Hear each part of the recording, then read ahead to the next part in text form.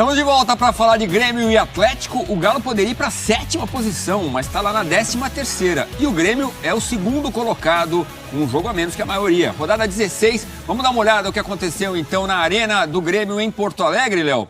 E a gente vai conversando sobre os lances da partida. A grande ausência, o Luizito Soares, né?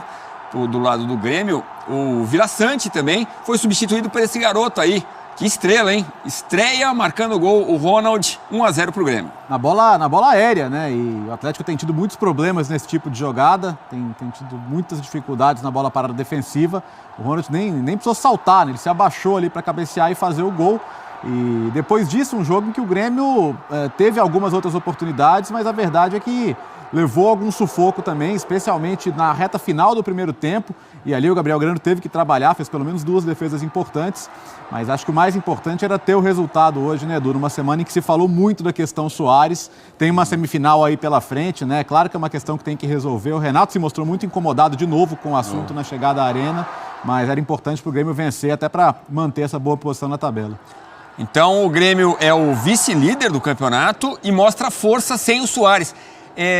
Você acredita que é isso? O time pode mostrar força mesmo sem o Luizito? Eu acho que se sair, né, e o Grêmio não está parado, né? Primeiro quer que o Soares fique, tem o contrato a seu favor, claro que se ele sair vai ser nas condições que o Grêmio determinar. Mas se sair, sim, tem que buscar. Hoje jogou o André muitas vezes ficou isolado na frente, o Grêmio teve dificuldade para envolver o André no jogo, mas acho que há a consciência de que teria que voltar ao mercado, né, para substituir um jogador de nível mundial como é o Soares, não dá só para resolver com o que tem no elenco hoje, não.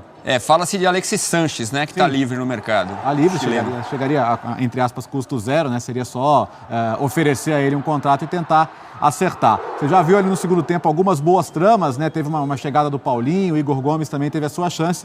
E esse lance em que parecia que o Atlético tinha empatado, né? O Allan Kardec, que veio do banco, acertou a cabeçada, mas o gol acabaria sendo anulado. Pelo VAR. Aquela coisa de centímetros, né? Aquele lance que só no VAR que você vai ter certeza. Sim, aquela coisa da imagem. E que muita gente vai continuar na incerteza. Aquela imagem de longe, né? A gente fala sempre da necessidade de investir por uma qualificação melhor, né? Mas vamos lá. Bom, os números da vitória do Grêmio, a gente vê que a posse de bola foi bem maior do Galo, né? 62%.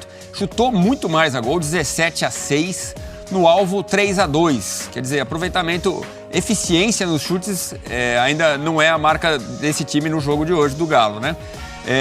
Grandes chances, a gente tem um empate, né? 4-4. Cruzamentos, 28-12. Muito mais volume de jogo, então, do Galo, mais ações defensivas, então ainda refletem isso, né? 71 contra 53, 8 jogos sem vitória do Clube Atlético Mineiro, Léo. E 3 sem marcar, né? 3 sem marcar. Contra o Corinthians a derrota 1-0, o empate 0-0 com o Goiás, a derrota hoje pro Grêmio. Acho, Edu, que assim, dessa sequência, foi a primeira vez que o Atlético pelo menos melhorou de um jogo para outro, não foi tão ruim. O jogo contra o Goiás, segunda-feira, foi um jogo em que assim, o Atlético praticamente não produziu ofensivamente. Hoje teve suas chances, né? Tanto que o goleiro adversário trabalhou pelo menos 2 defesas difíceis no primeiro tempo. O gol anulado é por um detalhe mínimo ali, que está na regra do jogo, mas foi um detalhe que só o VAR consegue pegar. O Atlético construiu. O Atlético, acho que ofensivamente, teve alguma evolução. Tem muito que melhorar ainda, né? Defensivamente, por exemplo, mais uma vez é um gol sofrido no escanteio. Mas a tabela é bem complicada, né? Tem Flamengo pela frente, tem São Paulo pela frente, tem os 2 jogos com o Palmeiras na Libertadores. Então, e tá aí já, né? É no comecinho de agosto. Sim, tá chegando. E muita gente falou, né? O Filipão tá chegando porque tem a Libertadores aí e é a competição dele, né? Nunca foi eliminado antes das quartas de final, mas, assim, não dá só para contar com a mística. Tem, de fato, que melhorar. Então, hoje melhorou um pouco, mas, no geral, o Atlético estava melhor antes da chegada do Filipão, como média de atuações, vamos dizer assim. Hoje, o Galo do Cudê, na sua opinião, era melhor que o Galo do Filipão? Não jogava bem sempre, mas jogava bem mais vezes, né? Acho que executava melhor o que se propunha. O Atlético hoje eu acho que é um time com muito pouca alternativa ofensiva, perdeu muito da intensidade que tinha para pressionar o adversário, para subir marcação. Individualmente, alguns jogadores caíram de rendimento, muito também pelo que tem sido pedido deles. Acho que o Paulinho talvez seja até o principal exemplo entre todos eles.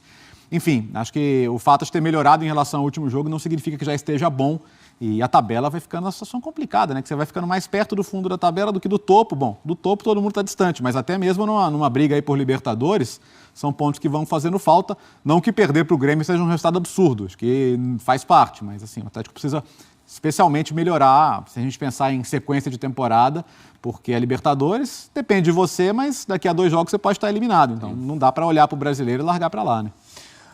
Tá aí o Grêmio, então, vice-líder, é uma das grandes histórias, né? Se a gente pegar o Botafogo, o Grêmio que vem da Série B e consegue aí até aqui um resultado espetacular, né? Com 29 pontos, tem 1 ponto a mais que Flamengo e Palmeiras, que já fizeram o jogo 16. A gente lembra que o Grêmio teve o jogo com o Corinthians na rodada passada adiado, né? Por causa do compromisso do Corinthians na Copa do Brasil. Qual a sua impressão sobre Luizito Soares? Você acha que ele vai? Eu tenho um palpite, claro, é só com base nas informações que a gente recebe. Eu acho que ele joga contra o Flamengo na quarta-feira e vai tentar fazer uma grande despedida. Claro, tem negociação, muito dinheiro em jogo, mas eu tô achando que vai ser isso. Edu, o que me parece certo, ele quer ir, né? Acho que isso tá muito claro para todo mundo. Hoje, até durante o jogo, ele postou os stories lá no estádio, né, acompanhando o time.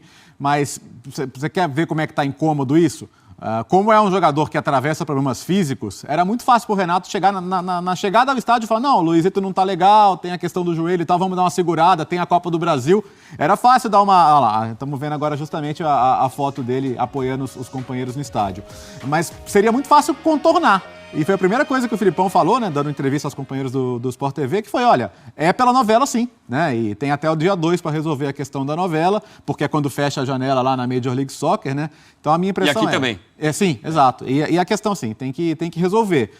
A minha impressão é de que ele quer ir, mas o Grêmio faz muito bem em não facilitar, porque você tem um contrato com o jogador não foi obrigado a assinar o contrato, o jogador se comprometeu, e justiça seja feita. Sempre que está jogando ao máximo, está jogando bem, né? Tá deixando tudo dentro do campo, mas é uma situação difícil de contornar. Então acho que o Grêmio, se for para inevitável a saída dele, o Grêmio tem que fazer com que essa saída ocorra, deixando nos cofres do Grêmio o que o Grêmio considera justo. E todo o interesse do Inter Miami de levar para refazer a dupla, né? Daqui a pouco a gente vai ver como foi a estreia do Messi com gol e vitória do Inter Miami, que não vencia há um tempão. A gente já vai com a reportagem.